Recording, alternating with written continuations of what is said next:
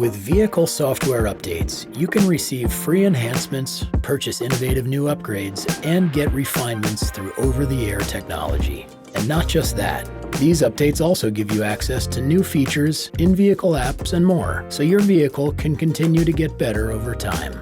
Vehicle software updates require internet connectivity, and to receive these updates, you should have accepted the terms and conditions upon the delivery of your vehicle.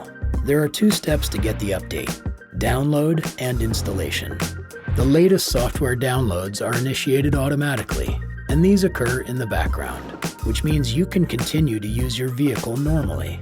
Downloads automatically pause and resume when you turn off your vehicle or lose connectivity, like when pulling into a parking garage or a covered space. The size of the update or the strength of your wireless connection may also affect the download time. Want to check the progress of your vehicle software download? Just tap the settings menu in your center display.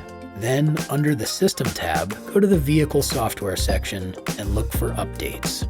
Once the download is complete, to install the update, your vehicle needs to be in park with the ignition turned off.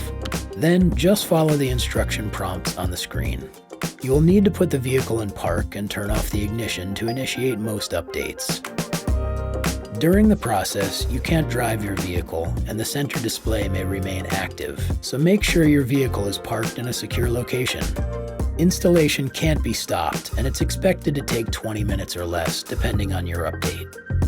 You are not required to stay inside the vehicle during an update, so make sure your windows are closed and your doors are locked when you leave.